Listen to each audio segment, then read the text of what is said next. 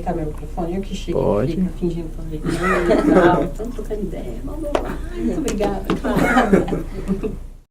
Meu nome é Maíra Siqueira, tenho 32 anos, sou jornalista de formação, jornalista formada na PUC de São Paulo e em História na USP também, pós-graduação em Ciência Política.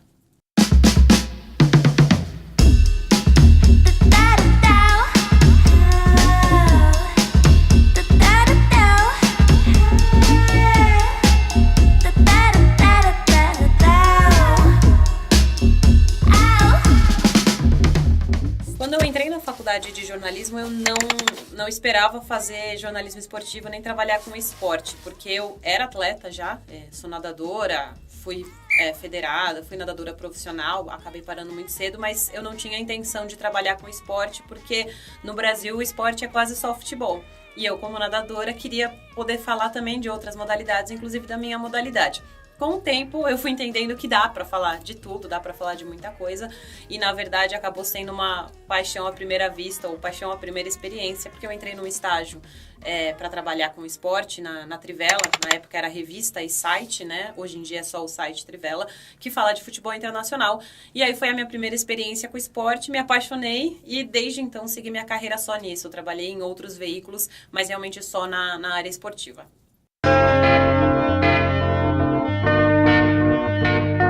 Eu gostava de ouvir muito jogo no rádio, acompanhava bastante jogos no rádio e uma pessoa, uma repórter que me inspirou foi a Nathalie Gedra, da CBN na época, depois ela passou por Bandeirantes e para ESPN e também trabalhou na Globo, mas na época ela estava na rádio CBN e eu gostava de ouvir e eu ouvia ela e pensava, nossa, tem uma mulher repórter de campo, que coisa diferente, não é algo que a gente estava acostumado, hoje em dia ainda é raro, mas na época era ainda mais raro, então eu gostava muito de ouvir ela, mas jamais me imaginei trabalhando em rádio ou trabalhando na televisão falando de esporte. Quando eu estava nessa área, eu imaginei que eu ia ficar só no jornalismo impresso, só escrevendo, a pessoa que aparece um pouco menos, talvez.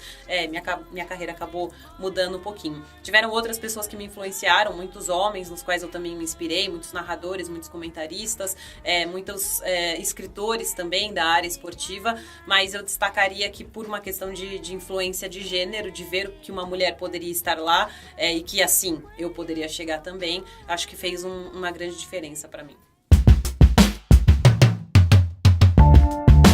Eu comecei a trabalhar com esporte em 2009, na Trivela, né, como eu mencionei, e na sequência terminou esse estágio de 1 ano, eu fui fazer estágio na Globo, no Globoesporte.com, mas era dentro da TV Globo, onde com toda a estrutura que tem a Globo, deu para aprender muita coisa, ver como é que é o jornalismo feito pela maior emissora do país, direto. Na época o Thiago Leifert era o apresentador do Globo Esporte, ele sentava do meu lado, então eu tinha um contato muito grande com alguém que se tornaria muito grande também dentro da área esportiva e que se tornaria referência. Então acho que eu aprendi muito nesse 1 ano de Globo e logo que eu me formei, foi no final de 2010, eu acabei sendo contratada pela Rádio CBN, onde eu fiquei 7 anos. Depois de um tempo, a Rádio CBN e a Rádio Globo se juntaram na equipe esportiva, então eu tive a experiência de falar em 2 rádios com programações e públicos completamente diferentes e também a partir de 2015 eu comecei a participar do Sport TV como comentarista convidada.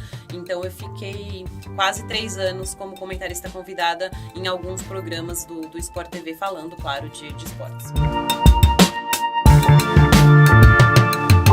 Eu realmente não imaginava que eu trabalharia com microfone, com falar com o público. Eu sempre gostei muito de escrever e me imaginei só realmente no jornalismo escrito. E aí quando apareceu a oportunidade de trabalhar dentro da Globo, foi mudando um pouquinho a minha cabeça, embora eu realmente escrevesse, porque eu era estagiária do Globoesporte.com, mas era dentro da redação da TV Globo, eu consegui viver como é toda a montagem de uma reportagem, em um noticiário, em um jornal esportivo, então tudo isso acho que me ampliou um pouco a visão, e na sequência que eu me formei lá, aprendendo muito com os melhores profissionais, eu fui pra rádio, que eu também não me imaginava jamais empunhando um microfone. Eu ouvia muitos jogos na rádio, rádio, eu adorava. E eu pensava, gente, como um repórter consegue ter tanto esse timing, né? De ser questionado e instantaneamente ter uma resposta pro narrador. Eu acho que eu nunca vou conseguir fazer isso. Eu sempre achei que eu nunca conseguiria fazer isso. Até que com menos de 2 semanas de casa na Rádio CBN, eu já tava falando no microfone. Menos de um mês depois, eu tava fazendo uma jornada, uma transmissão. Tremia que nem vara verde. Mas consegui fazer e fui sempre, claro, aprendendo, melhorando, errando. E o rádio dá um jogo de cintura, assim, impressionante, dá muita eloquência, ajuda você em qualquer situação da sua vida, porque você aprende a falar em público, você aprende a se expressar melhor, você aprende a talvez não repetir tantas palavras, escolher bem as palavras, você tem que ter um raciocínio muito rápido. Então tudo isso me ajudou demais e me forçou a correr muito atrás de conteúdo e de informação. Para você falar como referência, seja no rádio, na TV, na internet, no jornal, de papel, em qualquer lugar, você precisa saber o que você está falando, você precisa ter conteúdo. Então, eu precisei correr muito atrás, eu precisei estudar demais, eu precisei tomar muito cuidado para ter a informação precisa, para ter o conteúdo preciso. Então, toda essa experiência me forçou a não ficar parada, né? De sempre estar melhorando e tudo mais. Então, acho que foram experiências que falar assim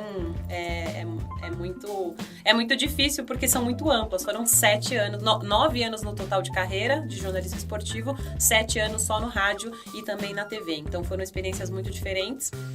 Comentar num programa de televisão é muito diferente de fazer uma reportagem, embora muita coisa tenha a sua semelhança, ainda assim são formas diferentes de você se colocar.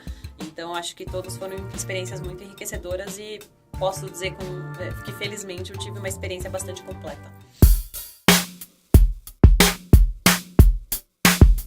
Qualquer jornalista, quando é questionado sobre trabalhos importantes, se lembra de grandes coberturas. E as coberturas mais importantes da carreira, que são Copa do Mundo e Olimpíadas. Eu acho que essas são inevitáveis. Tiveram várias coberturas incríveis que eu fiz, que eu amei, que por motivos diferentes e bem específicos foram impactantes na minha carreira e na minha formação como pessoa, como profissional. Mas se é para destacar, eu acho que eu destacaria a cobertura da Copa do Mundo de 2014 aqui no Brasil, que foi a minha primeira Copa em loco, já tinha trabalhado com Copa do Mundo mais à distância, e os Jogos Olímpicos do Rio de Janeiro em 2016 também, que eu estive presente e cobri vários esportes, eu vi vários grandes ídolos de perto, e isso acho que é um grande momento da carreira de qualquer pessoa, com pautas diferentes, com lidar com pessoas diferentes de outros países, de outras culturas. Então é algo que agrega demais e que eu considero demais para minha carreira.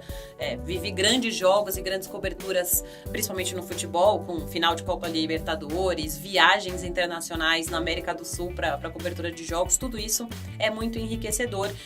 Traz muita experiência de vivência de campo, de você ir para outros países, de você vivenciar outras culturas, e tudo isso acho que agregou demais e são coisas que eu destacaria na minha profissão, na minha carreira.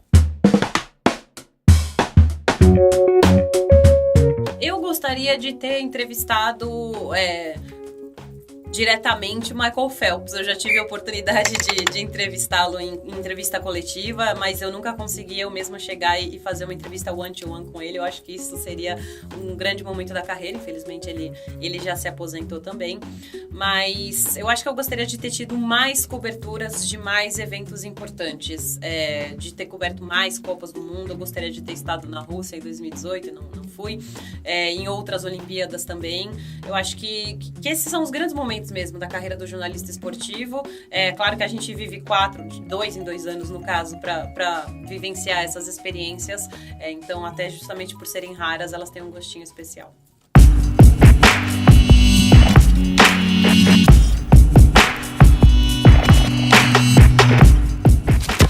Essa pergunta eu já respondi tantas vezes e cada vez que eu vou responder eu tenho que parar para pensar um pouquinho, porque melhorou muito, mas ainda é uma situação tão corriqueira e tão enraizada que até eu mesmo em toda a minha carreira fui vendo de formas diferentes o machismo que a gente sofre. No começo, meu primeiro contato com o machismo comigo, com a minha profissão, foi justamente no estágio na Trivela, em que eu fiz uma postagem um pouco opinativa, assinada no blog da Trivela, e recebeu uma represália de de um leitor que disse: nunca vi tanta besteira, tinha que ser mulher.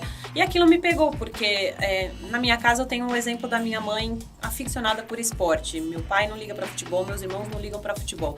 Então eu sempre tive uma referência feminina muito forte lidando com esporte. Então eu não via porque teria algum problema ou teria alguma diferença eu ser mulher falando de futebol. E aquilo foi quase um tapa na cara, que eu falei: puxa vida, olha só como realmente talvez eu não devesse estar aqui. E eu me questionei muito. E em diversos outros momentos da carreira eu me questionei, pensei em parar, falei: poxa vida, não é pra eu estar aqui, realmente não é pra mim, não faz sentido.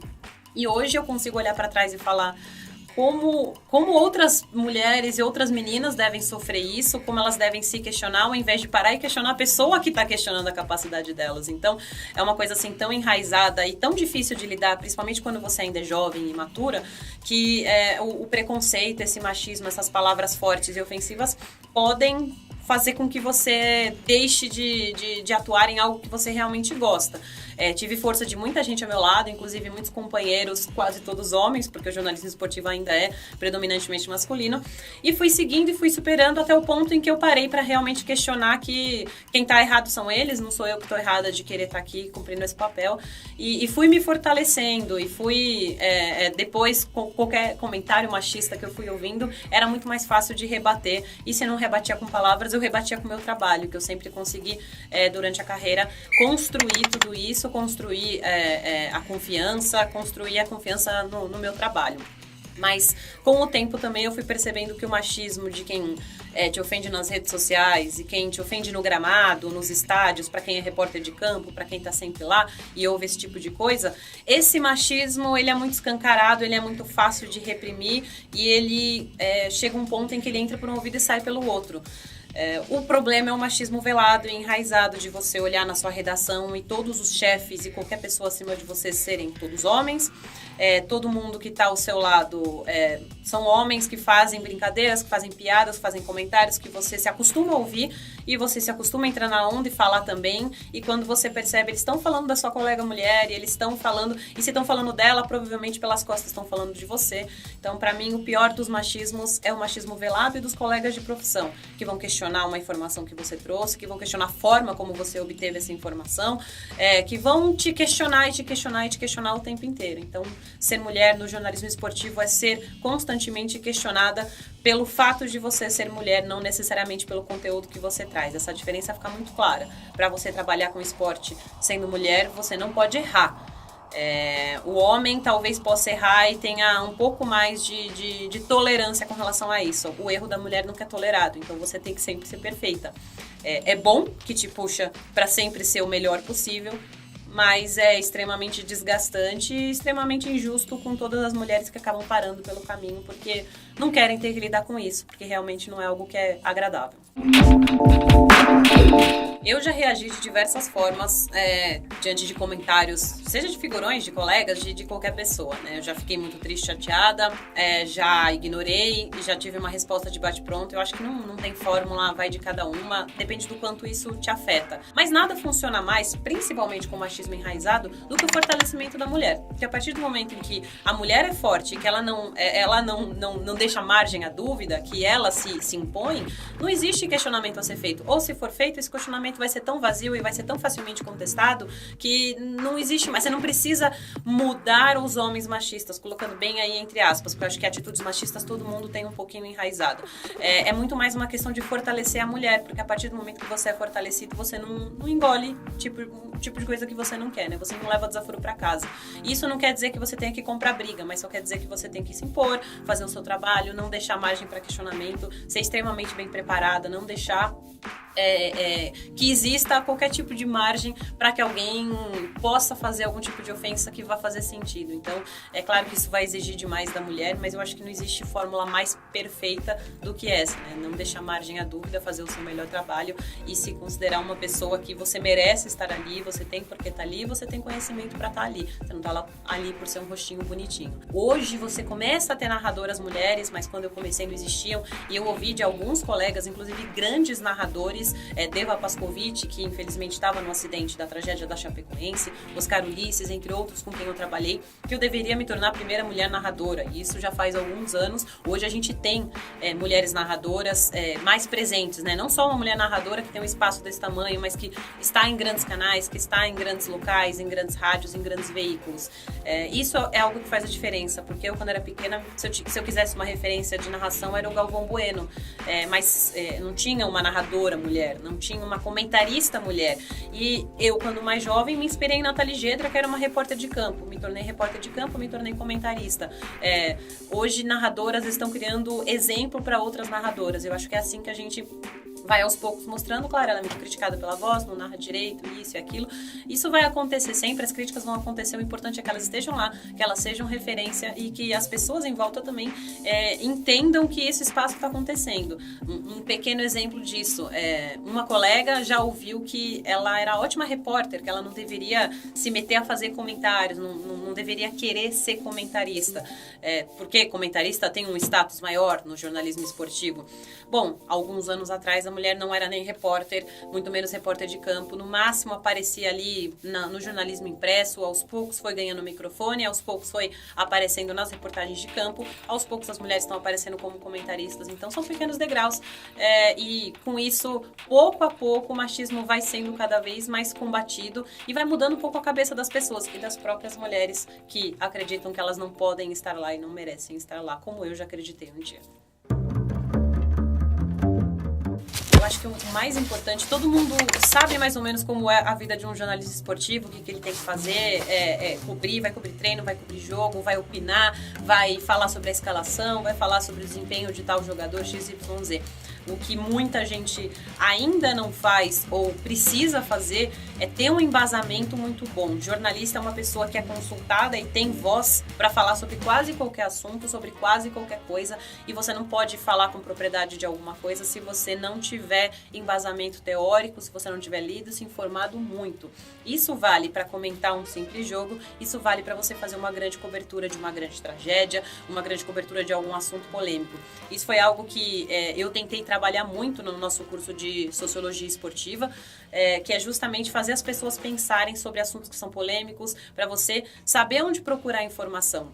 Um exemplo, acho que muito fácil de se entender é o caso de transexuais mulheres entrando no esporte. A gente tem alguns raros casos, mas estão acontecendo e a tendência é que comece a acontecer com mais frequência. Como lidar com isso? É simplesmente dizer a mulher trans não merece estar junto com as outras mulheres? Biologicamente, como é que a gente pode explicar isso? De onde vem essa autorização? O que faz sentido? Como que as entidades de autoridade esportivas estão trabalhando com isso? Como que vem essa autorização, qual que é a questão de nível de hormônio, a força que ela tinha, que a mulher trans tinha quanto homem, ainda faz diferença quando ela está entre outras mulheres.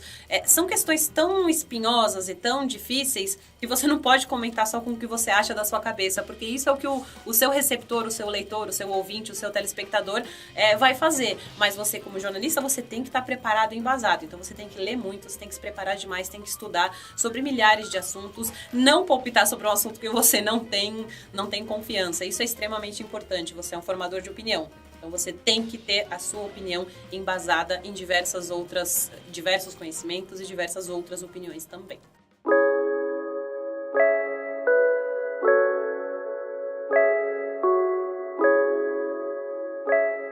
O esporte vem se tornando muito entretenimento. Sempre foi um pouco de entretenimento. Eu acho que a gente pode colocar esporte como lazer e cultura, assim, realmente muito próximos. Mas o esporte de alto rendimento, é algo que é uma profissão, é levado muito a sério por muita gente. Não é fácil, exige uma dedicação muito grande, muitas privações e muitos sacrifícios, e ele tem que ser encarado como tal. Porém, o esporte também não pode ser dissociado do espetáculo quando você pensa que tudo no nosso mundo é para se consumir. Então, quem vai pagar o ingresso é quem tem paixão por um time, mas que também quer assistir aquilo. Eu acho que a gente tem que sempre entender para quem a gente está falando, e a sociologia do esporte fala muito sobre isso, para quem você está falando, qual é o seu grupo social e como você deve se adequar e falar para esse grupo, porque a gente tem o esporte espetáculo nos Estados Unidos funcionando muito bem, rendendo muito dinheiro e se autossustentando como uma indústria extremamente eficiente que agrada muito as pessoas, que é o esporte transformado praticamente num show. Você compra o ingresso para você assistir muita coisa além do resultado em campo, e você tem o que a gente vê muito aqui no Brasil, por conta de ser uma paixão nacional, do esporte mexer muito com o sentimento das pessoas, principalmente o futebol, e elas vão lá para acompanhar o resultado do time, seja um jogo feio, seja um jogo bonito, seja um jogo com confete voando pro ar, ou seja um jogo que seja extremamente simples, apenas uma bola no campo e 22 jogadores. Então, você tem que saber para quem você está falando, se é importante ou não economicamente, socialmente, essa transformação. E é tudo uma questão de contexto, de você entender o cenário e o seu público. Eu acredito que o esporte espetáculo vai chegar ao Brasil mais fortemente, e vai auxiliar muito a nossa indústria do esporte. Mas para isso você precisa entender o seu público, com quem você está falando, e que oportunidade você está dando para os que estão sendo excluídos de determinado formato de apresentação do esporte. O jornalismo esportivo, assim como o jornalismo e assim como as formas de comunicação estão mudando, eu acho que cada vez o profissional tem que ser mais completo. E aí eu falo tanto tecnicamente, de saber escrever, de saber tirar uma foto, de saber gravar um vídeo, de saber editar um vídeo, de saber editar um áudio, até saber narrar, comentar, fazer uma reportagem, fazer uma apresentação. Eu acho que tecnicamente o jornalista do futuro tem que ser muito completo. É uma questão de mercado hoje em dia, de formato, porque você vai falar na TV, redes sociais, você vai estar no Instagram, você vai estar no Twitter, você vai estar também na imprensa escrita. Então tem que ser tecnicamente um profissional que entende um pouco disso tudo, e ele tem que agregar valor. Porque falar só por falar, nós temos 200 milhões de brasileiros que são especialistas em futebol, como se diz popularmente. Por que você vai ser diferente? Por que você vai merecer estar lá? Porque você vai ser um bom apurador? Porque você vai ter informação? Porque você vai entender do contexto? Porque você vai ser bem informado? Porque você vai ter a bagagem intelectual de conteúdo para você conseguir agregar algo à vida das pessoas? Então vai ter que ser tecnicamente um profissional muito eclético e também com um embasamento muito bom, porque senão você vai ser só mais um entre os outros. Então eu enxergo o jornalismo esportivo tentando ainda se adequar ao mundo moderno de diferentes formas de comunicação que estão mudando a cada instante, e você tem que ser rápido também para você acompanhar essas mudanças e você ir com fluxo. Porque hoje em dia, de novo, qualquer um pode fazer um blog, e pode ser um blog extremamente bom, competente e cheio de informação, e não necessariamente um jornalista formado. Então, o jornalismo tem que se entender, se reinventar e se adequar ao momento que a gente está vivendo. Resiliência. Muita resiliência, essa é uma palavra que eu gosto muito, que eu acho que serve para muita coisa. E, novamente, se informe, seja diferente, seja bom, saiba o que você está falando. Eu já vi muita gente chegar num estádio para fazer uma cobertura de um jogo e descobrir na hora quem era o técnico de um dos times que tá disputando aquele jogo. Então, chegue pronto, chegue preparado para qualquer cobertura que você for fazer, tenha a informação na mão, tenha a base para o que você vai falar, não existe achismo, não existe eu acredito que...